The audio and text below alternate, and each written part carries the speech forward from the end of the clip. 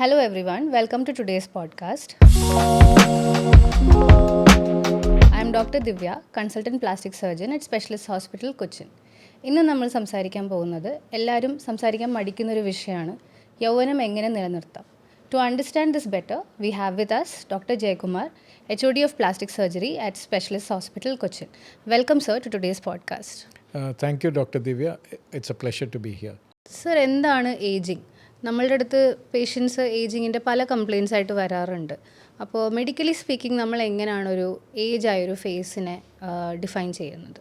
Ageing ഒരു normal പ്രോസസ്സാണ്. നമ്മളെല്ലാവരും ഏജ് ചെയ്യും. പക്ഷേ ഏജിങ് പലപ്പോഴും നമ്മുടെ അടുത്ത് ആൾക്കാർ ചോദിക്കും, എന്താ ഉറങ്ങിയിട്ടില്ലേ, ക്ഷീണമുണ്ടല്ലോ. ഇത് ഇന്നത്തെ മോഡേൺ വേൾഡിൽ this is become very important because പല ജോലികൾക്കും, ഇൻഫാക്ട് മിക്ക ജോലികൾക്കും it is important to look fresh and young.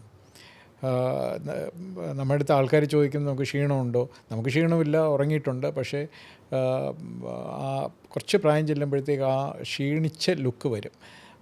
For example, ഇപ്പോൾ കഴുത്തിൽ ഫോൾസ് വരും. നമ്മൾ ചെറുപ്പമായിരിക്കുമ്പോൾ നമുക്ക് ഡബിൾ ചിൻ കാണില്ല, ഡബിൾ ചിൻ വരും. നമ്മുടെ ജോ ലൈൻ ടൈറ്റ് ആയിരിക്കും. പ്രായം ചെല്ലുമ്പോൾ ജോ ലൈൻ ലൂസാവും. എന്നിട്ട് ഇവിടെ അതായത് ഇവിടെ ഈ റീജനിൽ ജൗൾസ് എന്ന് പറയും, ഈ രണ്ട് റീജൻ തൂങ്ങും. അതുപോലെ ഇവിടെ ചെറിയ കുഴിവ് വരും. നമ്മുടെ ഒരു യൂത്ത്ഫുൾ ഫേസ് എന്ന് പറഞ്ഞാൽ, എസ്പെഷ്യലി പെണ്ണുങ്ങൾക്ക് യൂത്ത്ഫുൾ ഫേസ് എന്ന് പറഞ്ഞാൽ ഓവൽ ഫേസ് ആയിരിക്കും. ആ ഓവൽ ഫേസ് മാറി സ്ക്വയറിഷ് അപ്പിയറൻസ് വരും. സോ ഇതൊക്കെയാണ് ദ സൈൻസ് ഓഫ് ഏജിങ്. പിന്നെ കണ്ണുകളെ എടുക്കുകയാണെങ്കിൽ കണ്ണിൻ്റെ അടിയിൽ ബാഗ്സ് വരും, പുരികം തൂങ്ങും, മുകളിലത്തെ കൺപോളയുടെ അവിടെ ഫോൾഡ് വരും, നെറ്റിയിൽ ചുളുകൾ വരും. ഇതൊക്കെയാണ് ഏജിങ്ങിൻ്റെ സൈൻസ്. അപ്പോൾ നമ്മൾ ഇത് ഓരോന്നായിട്ടാണോ കൺസിഡർ ചെയ്യുന്നത്, or is there a single shot solution to ageing? There is no single shot solution. But നമ്മൾ ഇതിൻ്റെ സൊല്യൂഷൻ തരുന്ന, അതുപോലെ ഇന്ന് ചെയ്യുന്നത് എങ്ങനെയാണെന്ന് വെച്ചാൽ, ഒരു 50 വയസ്സ് ആൾക്ക് ഒരു 18 വയസ്സിൻ്റെ ഫേസ് ഒരിക്കലും കൊടുക്കാൻ പാടില്ല. ഇതിൽ നമ്മൾ സംസാരിക്കുന്നത് ബേസിക്കലി സർജിക്കൽ റിസൾട്ട്സിനെ കുറിച്ച്, സർജിക്കൽ പ്രൊസീജിയേഴ്സിനെ കുറിച്ചാണ്. അതാണ് നമ്മൾ ചെയ്യുന്നത്. സോ സർജിക്കലായിട്ട് ചെയ്യുമ്പോഴത്തേക്ക് ഏറ്റവും ഇമ്പോർട്ടൻ്റ് ആയിട്ട് വളരെ നാച്ചുറലായ ലുക്ക് കൊടുക്കണം, ആൻഡ് വളരെ ഫ്രഷായ അപ്പിയറൻസ് കൊടുക്കണം. ആൻഡ് വെരി വെരി ഇമ്പോർട്ടൻറ്റ്, ഇങ്ങനെ ഒരു പ്രൊസീജിയർ ചെയ്തതായിട്ട് വേറൊരാൾ അറിയാനും പാടില്ല. സോ ഇതാണ് നമ്മൾ ഈ ടൈപ്പ് ഓഫ് സർജറി അല്ലെങ്കിൽ ഫേസ് ലിഫ്റ്റ് സർജറി കൊണ്ട് ഉദ്ദേശിക്കുന്നത്. സോ ഇത് ഏത് ഏജിൽ ഇപ്പോൾ ഒരു 80 വയസ്സുള്ള ആൾക്കും അല്ലെങ്കിൽ ഒരു 60 വയസ്സുള്ള ആൾക്കും നമ്മൾ അപ്രോച്ച് ചെയ്യുമ്പോൾ ഒരേപോലെ ആണോ, അതോ ഇത് തീരെ വയസ്സായവർക്ക് മാത്രമുള്ളൊരു പ്രൊസീജിയറാണോ, or is there something that even a middle age person can try out? Okay, this is a very very interesting question because over the years the indications, അതായത് നമ്മളിത് ചെയ്യുന്ന ഏജ് വളരെയധികം മാറി. ഒരു 10 വർഷം മുമ്പേ ഞാൻ ചെയ്യുന്ന പേഷ്യൻസ് എല്ലാം ഒരു 50, 55, 60 വയസ്സ് ആയ ആൾക്കാർക്ക് മാത്രമേ ചെയ്യത്തുണ്ടായിരുന്നുള്ളൂ. നേരെ മറിച്ച് ഇന്ന് the youngest patient I have done is 39 years old, and this is very very often very very important for that person. ഞാനൊരു എക്സാമ്പിൾ പറയാം. എൻ്റെ അടുത്ത് വന്ന ഒരു പേഷ്യൻ്റ് ഒരു പാർട്ടി ടീച്ചറാണ്. ആ പാർട്ടി ടീച്ചറെ ഞാൻ സർപ്രൈസ്ഡായി, എന്തിനാണ് ചെയ്യുന്നത്. സോ ടീച്ചർ പറഞ്ഞ വെരി ഇമ്പോർട്ടൻറ്റ് ഫാക്റ്റ്, ഡോക്ടറെ എന്നെ ഇപ്പോൾ പാട്ട് പഠിപ്പിക്കാനായിട്ട് ആൾക്കാർ വിളിക്കുന്നില്ല, കാര്യം വയസ്സായി പോയി എന്നുള്ള, എൻ്റെ ഫേസ് കാണുന്നുണ്ട്, ഞാൻ വയസ്സായി പോയി എന്നുള്ള തോന്നില്ല, എനിക്ക് ക്ഷീണമോ വേറെ പ്രശ്നങ്ങളോ ഒന്നുമില്ല. സോ ആ ഫ്രഷ് ലുക്ക് വരുത്താനായിട്ട് ധാരാളം പ്രൊഫഷൻസിൽ, ഫോർ എക്സാമ്പിൾ മാർക്കറ്റിംഗ്, ഇങ്ങനെയുള്ള പല പ്രൊഫഷൻസിലും it is important to look fresh and vibrant. Generally പബ്ലിക്കിൻ്റെ ഒരു ബിലീഫ് ഇത് സെലിബ്രിറ്റീസ് അല്ലെങ്കിൽ മൂവി സ്റ്റാർസ് മാത്രം ചെയ്യുന്ന, അല്ലെങ്കിൽ അവർക്ക് മാത്രം അപ്രോച്ചബിൾ ആയിട്ടുള്ളൊരു പ്രൊസീജിയേഴ്സ് ആണെന്നാണ്. ബട്ട് നമ്മൾ കാണുന്ന patients are usually professionals. There are celebrities however, but there are also professionals, day to day people who approach you to get these procedures. Divya പറയുന്നത് this is very true all over the world, including നമ്മുടെ നാട്ടിലും കേരളത്തിലും ഇത് തന്നെയാണ്. ഈ type of procedures നമ്മൾ ചെയ്യുന്നത്, maximum numbers ചെയ്യുന്നത് ആവറേജ് മിഡിൽ ക്ലാസ് പേഴ്സണാണ്. ഇതൊരു തെറ്റായ ധാരണയാണ്, ഇത് മൂവി സ്റ്റാർസും എക്സ്ട്രീംലി വെൽത്തി ആയ ആൾക്കാരാണ് ചെയ്യുന്നത്. തീർച്ചയായിട്ടുമല്ല. ഇതിൻ്റെ ബ്രെഡ് ആൻഡ് ബട്ടർ അല്ലെങ്കിൽ മാക്സിമം നമ്പേഴ്സ് ചെയ്യുന്നത് ആവറേജ് മിഡിൽ ക്ലാസ് പീപ്പിളാണ് ചെയ്യുന്നത്. പിന്നെ പലർക്കും ഒരുപക്ഷെ ഫേസ് മുഴുവനെ അതായത് കണ്ണും മൂക്കും ചുണ്ടും ഈ പറഞ്ഞ ചീക്സും എല്ലാം ഏജ്ഡ് ആയിട്ട് തോന്നണമെന്നില്ല. Most people it starts with the eyes or that is what other people notice. എന്താ കണ്ണ് ഇത്ര ഉറങ്ങിയിട്ടില്ലേ അല്ലെങ്കിൽ ടയേർഡ് ലുക്കിംഗ് ആണല്ലോ. അപ്പോൾ let's talk about that. What are the surgeries or what are the procedures we do to sort of brighten up the eyes or ഐൻ്റെ around ഉള്ളൊരു ageing changes കാണിക്കാതിരിക്കാനുള്ള പ്രൊസീജിയേഴ്സ് എന്തൊക്കെയാണ്? Eyes are, let's come from the top downwards. So eyes are very important and fortunately നമ്മൾ മലയാളികളുടെ കണ്ണുകൾക്ക് വളരെയധികം ഭംഗിയുള്ളതാണ്. So and when you are youthful the eyes are actually നമ്മുടെ ഫേസിന് ഏറ്റവും ബ്യൂട്ടി തരുന്ന കണ്ണുകളാണ്. സോ നമ്മൾ പ്രായം ചെല്ലുമ്പോഴത്തേക്ക് ആദ്യമേ അല്ല മുകളിൽ താഴോട്ട് വരികയാണെങ്കിൽ പുരികം ഹെവിയായി പുരികം തൂങ്ങും.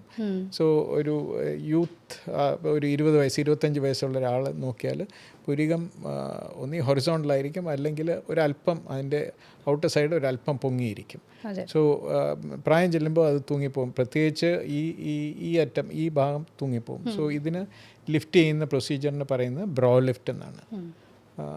ആൻഡ് ഇത് ഞാൻ ഈ പറയുന്ന ബോട്ടോക്സ് അല്ല, സർജിക്കലായിട്ട് ചെയ്യുന്ന പ്രൊസീജിയറാണ്. അങ്ങനെ സർജിക്കലായിട്ട് ചെയ്യുമ്പോൾ ഇത് ലാസ്റ്റ് ചെയ്യുന്ന പ്രൊസീജിയറാണ്. ഒരു സ്കാർ കാണുന്ന പ്രൊസീജിയറാണോ?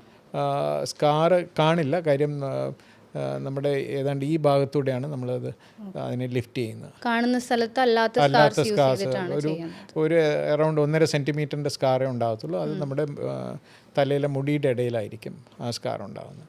പിന്നെ താഴോട്ട് വരികയാണെങ്കിൽ നമ്മുടെ അപ്പർ ഐലിഡിൽ ഡ്രൂപ്പ് ചെയ്യും, അല്ലെങ്കിൽ അപ്പർ ഐലിഡ് ഫോൾഡ് വരും. ആൻഡ് ഇൻഫാക്ട് ചിലർക്ക് ആ ഫോൾഡ് വന്നിട്ട് നമ്മുടെ ഫീൽഡ് ഓഫ് വിഷൻ തന്നെ കട്ട് ചെയ്യും. സോ അതിന് ചെയ്യുന്ന പ്രൊസീജിയറിൻ്റെ പേര് അപ്പർ ഐലിഡ് ബ്ലെഫറോപ്ലാസ്റ്റി എന്നാണ്. അതും അടയാളം നമ്മൾ കാണില്ല, കാര്യം ആ അടയാളം എന്ന് പറയുന്നത് നമ്മുടെ കണ്ണിൻ്റെ മുകളിലൊരു ഫോൾഡുണ്ട്, ആ ഫോൾഡായിട്ട് മാറും.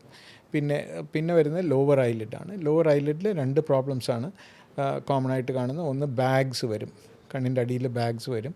2 ആ കൺപോള നമ്മൾ ചെറുതായിരുന്നു യൂത്ത്ഫുൾ യങ് ആയിരിക്കുമ്പോഴത്തേക്ക് അത് ടൈറ്റായിരിക്കും.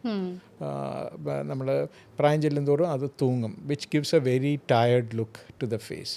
സോ നമ്മൾ കറക്റ്റ് ചെയ്യുന്ന ഒന്ന് ബാഗ്സ് കറക്റ്റ് ചെയ്യും, 2 ആ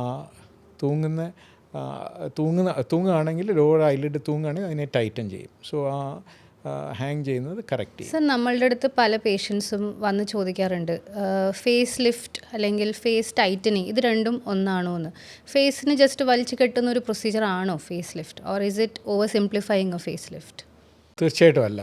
ഇതൊരു പണ്ട് കാലത്ത് കുറേയധികം വർഷങ്ങൾക്ക് മുമ്പ് നമ്മൾ ഫേസ് ലിഫ്റ്റ് എന്ന് പറയുന്ന ഈ തൊലിയെ വലിച്ച് ടൈറ്റൻ ചെയ്യുന്നതാണ്.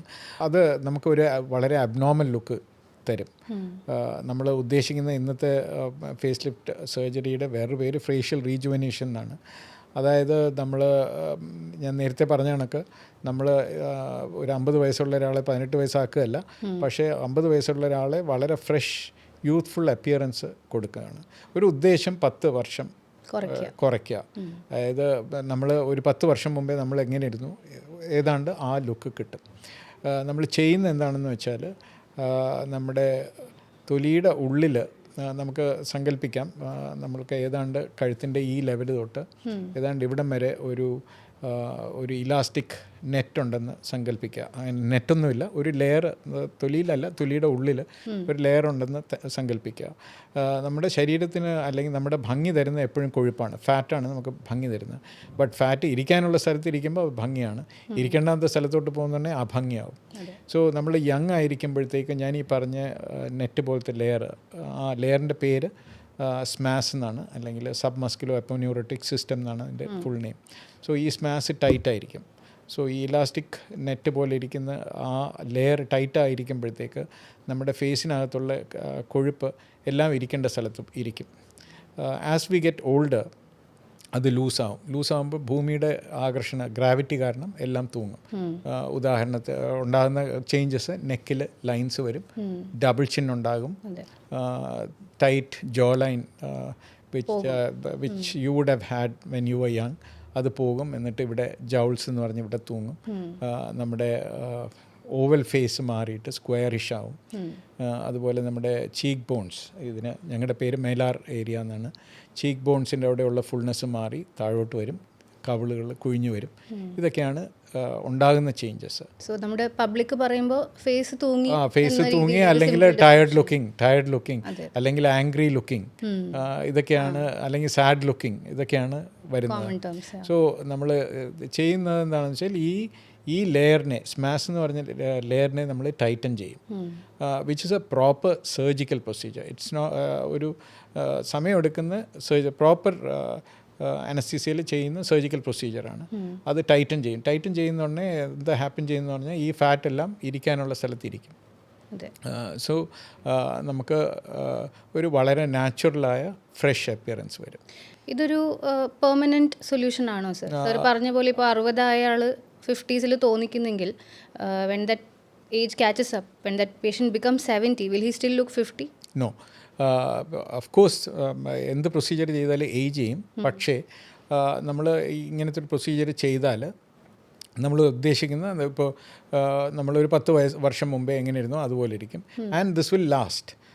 ഒരു 10 വർഷം കഴിയുമ്പോഴത്തേക്ക് നമ്മൾ ഏതാണ്ട് ഇപ്പോൾ ഇരിക്കുന്നത് എങ്ങനെ അതുപോലെ ഇരിക്കും. So the procedure will last for about 8 to 10 years. നമ്മളുടെ അടുത്ത് വരുന്ന കുറേ പേഷ്യൻസ് ബോധേഡായിട്ട് ചോദിക്കുന്ന ഒരു not just an ageing concern but probably more of an aesthetic concern is a double chin. അപ്പോൾ അതെങ്ങനെയാണ് നമ്മൾ അഡ്രസ്സ് ചെയ്യുന്നത്? ഓക്കെ, നമുക്ക് ഡബിൾ ചിന്നെ 2 രീതിയിൽ കാണാം. 2 രീതിയിലല്ല, 2 മേജർ ഏജ് ഗ്രൂപ്പ്സ് ആയിട്ട് കാണാം. ഇപ്പം വളരെ യങ് ആയിട്ടൊരാൾക്ക് കുറച്ച് തടി കൂടി ഡബിൾ ചിൻ വരും. അത് തൊലിയുടെ അടിയിലുള്ള ഫാറ്റ് മാത്രമേ ഉള്ളൂ. അതിന് സാധാരണ വെറും ലൈപ്പോസക്ഷൻ മാത്രം മതി. ആ ഫാറ്റ് വലിച്ചെടുത്ത് കളഞ്ഞാൽ ആ ഡബിൾ ചിന്ന് നല്ലൊരു ചേഞ്ച് കൊടുക്കാൻ പറ്റും. ബട്ട് ഒരു ഓൾഡർ പേഴ്സൺ എന്ന് പറഞ്ഞാൽ say 40, late 40s, 50s, 60s വരുന്ന ഡബിൾ ചിൻ അത് മാത്രം പോരാ. കാരണം ഞാൻ ഈ പറഞ്ഞ മസിൽ ലെയറുണ്ട്, സ്മാഷ് എന്ന് പറഞ്ഞ ലെയറുണ്ട്, അതിന് പ്രത്യേകിച്ച് പറയുന്നത് പ്ലാറ്റിസ്മ എന്നാണ്. അതിൻ്റെ ഉള്ളിലാണ് ഫാറ്റ് വരുന്നത്, അത് കാരണമാണ് തൂങ്ങുന്നത്. സോ അതിന് നമ്മൾ പ്രോപ്പർ സർജറിയും വേണം, ആ ഉള്ളിലെ ഫാറ്റ് എടുക്കുകയും വേണം, ആ ലെയറിനെ ടൈറ്റനും ചെയ്യണം. എന്നാൽ മാത്രമേ ആ ഡബിൾ ചിൻ പോകത്തുള്ളൂ. So depending on the age, നമ്മൾ procedure will vary depending on the age. And that is why it is very important. ഇങ്ങനെയുള്ള procedures should be done by people who have been specially trained to do these procedures. Many people want to get something done for an aged face, but they are very conservative about getting a surgery done. So, ഇതിന് non surgical methods ഉണ്ടോ? Non surgical മെത്തേഡ്സും surgical മെത്തേഡ്സും comparable ആണോ? Do they give the same result as they claim? What is your take on non surgical methods? I would say they are quite different. Certainly നമുക്ക് non surgical methods ഉണ്ട്. പക്ഷേ surgical മെത്തേഡ്സും non surgical മെത്തേഡ്സും തമ്മിൽ they are not comparable. Actually not comparable. It is like comparing apples and oranges. Now non-surgical methods എന്ന് പറഞ്ഞാൽ 1 Botox, 2 fillers, 3 HIFU, 4 laser. So ഇതൊക്കെ changes ഉണ്ടാക്കും. Botox എന്ന് പറഞ്ഞ മരുന്ന് ഇഞ്ചെക്റ്റ് ചെയ്യുന്ന സാധനമാണ്. ഇഞ്ചെക്റ്റ് ചെയ്യുന്ന ബോട്ടോക്സ് ഇപ്പം നെറ്റിയിലെ ചുളിവുകൾ അല്ലെങ്കിൽ കണ്ണിൻ്റെ സൈഡിൽ ഇങ്ങനെ ക്രോസ് ഫീറ്റ് എന്ന് പറഞ്ഞാൽ വരുന്നത്, അതിനൊക്കെ ഇഫക്റ്റീവാണ്. അത് സേഫാണോ സർ? ബോട്ടോക്സ് സേഫാണ്. പക്ഷേ ബോട്ടോക്സിൻ്റെ ഒരു 4 to 6 monthsേ ലാസ്റ്റ് ചെയ്യത്തുള്ളൂ. ഇതിന് താഴോട്ട് അത്ര വലിയ ചേഞ്ചസ് ഒന്നും ഉണ്ടാക്കില്ല. പിന്നെ ഉള്ളത് ഫില്ലേഴ്സാണ്. ഫില്ലേഴ്സ് എൻ്റെ അടുത്ത് ചോദിച്ചാൽ 2 ടൈപ്പിലെ ഫില്ലേഴ്സ് ഉണ്ട്. ഒന്ന് നമ്മുടെ നാച്ചുറൽ ഫില്ലേഴ്സ്, നമുക്ക് ഫാറ്റ്, നമ്മുടെ ശരീരത്തിൽ ഫാറ്റുണ്ട്, അത് ആ കൊഴുപ്പിനെ ഹാർവെസ്റ്റ് ചെയ്തിട്ട് വേറൊരിടത്തോട്ട് ഗ്രാഫ്റ്റ് ചെയ്യാൻ പറ്റും. അത് നമ്മുടെ നാച്ചുറൽ ഫില്ലറാണ്. 2 സിന്തറ്റിക് ആയ ഫില്ലർ, ഹൈലൂറോണിക് ആസിഡ് ബേസ്ഡ് ആയിട്ടുള്ള സിന്തറ്റിക് ഫില്ലേഴ്സ് ഉണ്ട്. എൻ്റെ പേഴ്സണൽ അഭിപ്രായത്തിൽ എപ്പോഴും നമ്മുടെ ആർട്ടിഫിഷ്യൽ സാധനങ്ങളെക്കാളും നമ്മുടെ സ്വന്തം ശരീരത്തുള്ള ഫാറ്റ് ഉപയോഗിക്കുന്നതാണ് ദ ബെസ്റ്റ് ഫില്ലർ. ബിക്കോസ് നമ്മുടെ സ്വന്തം ആകുമ്പോഴത്തേക്ക് നമുക്ക് വരാവുന്ന റിയാക്ഷൻസോ കോംപ്ലിക്കേഷൻസോ ഡെഫിനറ്റ്ലി ഫാർ ലെസ് ആണ്. പിന്നെ വരുന്നത് ലേസറാണ്. ലേസർ ചെയ്യുന്നത് നമ്മുടെ തൊലിയെ കുറച്ചുകൂടെ മിനുസപ്പെടുത്തും, അല്ലെങ്കിൽ തൊലിക്ക് കുറച്ചുകൂടെ ക്വാളിറ്റി ബെറ്റർ ആക്കി തരും. അത് ലേസേഴ്സാണ് ചെയ്യുന്നത്, അത് ലേസേഴ്സ് ഉണ്ട്. Now if you compare surgical the results are much more. One, two, they are surefire results and they last much. We are looking at say 8 years, 10 years. And the ഉണ്ടാകുന്ന റിസൾട്ടും not comparable to a non-surgical ഉണ്ടാക്കും, but ചെറിയ changes ആണ് ഉണ്ടാക്കുന്നത്. ഇപ്പോൾ വളരെ popular ആയിട്ടുള്ളൊരു സംഭവമാണ് thread lift, and a lot of people genuinely confuse it with a face lift. So ഇത് രണ്ടും even though it sounds alike, is it the same? Absolutely not. Thread lift of course produces changes, but they are not comparable to what change you can produce with a proper facelift procedure. One, two, thread lifts don't last. They are not like you can't compare a thread lift and a facelift. A facelift is a entirely different procedure where we address what is wrong or what has failed. ഈ smash ലെയറോ ഏതാണ് loose ആകുന്നത് അതിനെ പ്രോപ്പറായിട്ട് Titan ചെയ്യാണ്. അത് ചെയ്യാനായിട്ട് നമ്മൾ ligaments എന്ന് പറഞ്ഞ നമ്മുടെ അറ്റാച്ച്മെൻറ്റ്സ് ഉണ്ട്, അതിനെയൊക്കെ റിലീസ് ചെയ്യണം. So it's A proper surgical procedure where you are looking at proper surefire results. Okay. So ഇത്രയൊക്കെ പ്രൊസീജിയേഴ്സ് ഉണ്ട്. There are surgical procedures, there are non-surgical procedures. Naturally, ഒരു non-medical person, when they are bombarded with information like this, they'll be confused. ഞാൻ ആരുടെടുത്താണ് പോകേണ്ടത്? Is it a surgeon? Is it a dermatologist? So how does a regular person avoid getting all this misinformation and avoid choosing the wrong person for the right job? This today is a very, very important question. Yes. It's a difficult answer.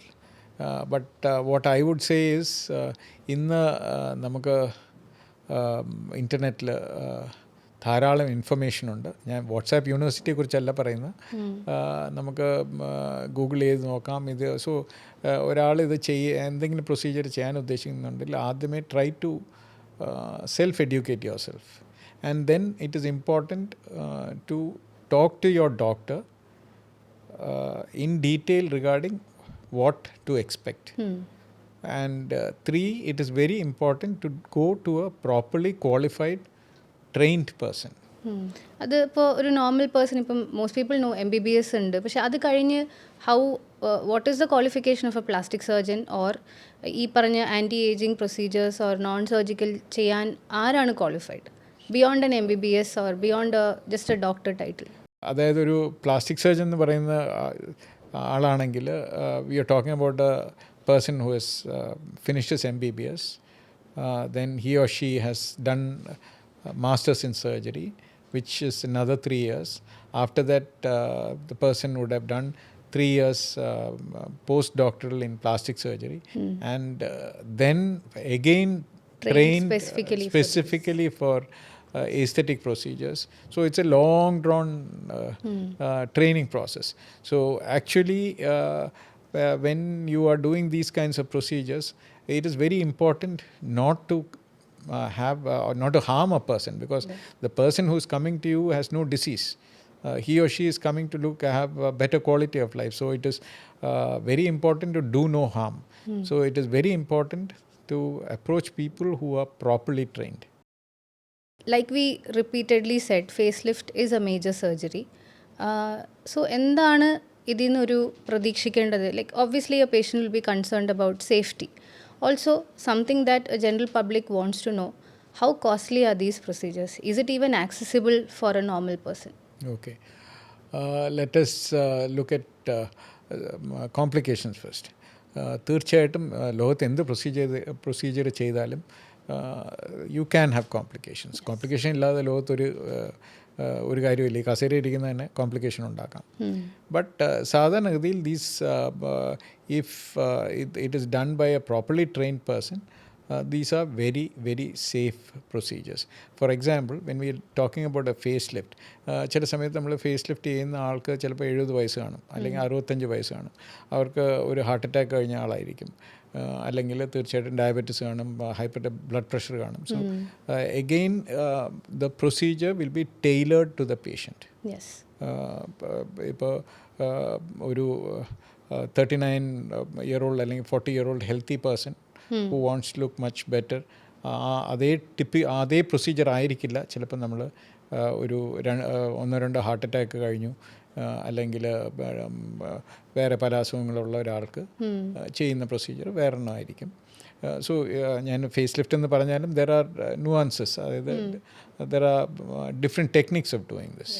So there can be complications, but the complications are usually very rare. So in the right hands, in it the is right a hands, relatively it's a safe procedure, and it is very important to talk to the profession, to the doctor. The doctor, I'm sure, will talk to the patient regarding the pluses and minuses of the procedure before going ahead with the procedure. And how costly How will costly? this be? So let us look at procedure by procedure. For example, a brow lift. Brow lift എന്ന് പറഞ്ഞാൽ നമ്മുടെ പുരികം തൂങ്ങുന്നതിന് lift ചെയ്യാനായിട്ട് it will cost approximately between again it is not like going and buying a pen from a shop, or the cost will vary depending on the difficulty of that procedure, and each person is different. Each individual എല്ലാ human ബീയിങ്സിനും എല്ലാവരും different, ഒരേപോലെ അല്ല, കുറച്ച് വ്യത്യാസങ്ങൾ വരും. So ഒരു range ആയിരിക്കും. So പുരികം lift ചെയ്യുകയാണെങ്കിൽ ഇറ്റ് വിൽ കോസ്റ്റ് അറൗണ്ട് ഒരു 60,000 60,000 rupees to say about ₹1,00,000 approximately. That will be the cost. Now if we are talking about blepharoplasty, കണ്ണുകളുടെ bags, again it will be between say 60 to about 1.2 lakhs അടുപ്പിച്ചായിരിക്കും ആ procedure. നമ്മുടെ face lift entire face ചെയ്യുകയാണെങ്കിൽ it will be about 2.5 lakhs. This is the usual kind of procedure. Double chin, അപ്പോൾ double chin മാത്രം ചെയ്യുകയാണെങ്കിൽ ഒരു 60,000 രൂപ 70,000 രൂപ approximately, that will be the cost of the procedure. So as someone listening into this podcast who is worried about an aged face, എന്താണ് അടുത്തൊരു step എടുക്കേണ്ടത്, എങ്ങനെയാണ് ഇതിനെ അപ്രോച്ച് ചെയ്യേണ്ടത്? What would be your message to them?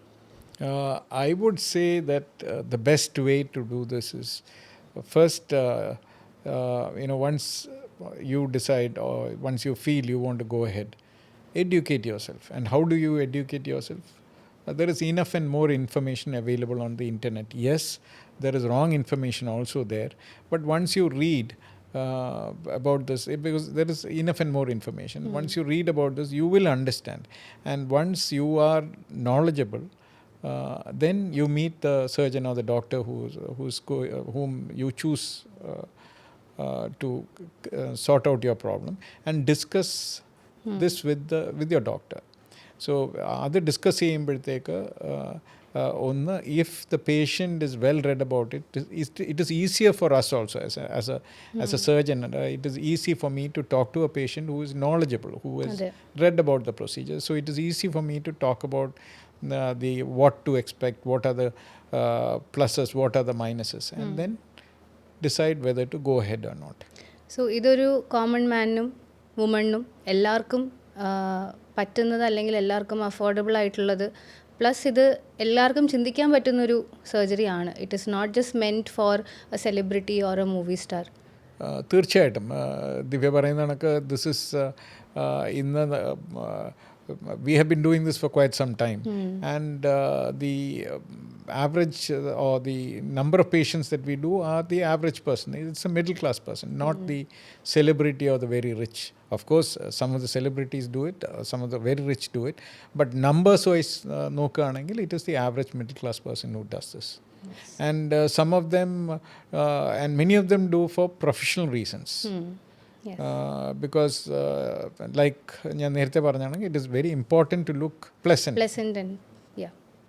So thank you so much, sir, for joining in and taking out your time and sharing all these details in so much detail. Thank you so much. Thank you, Divya. It was a pleasure. Thank you to all the listeners for tuning in.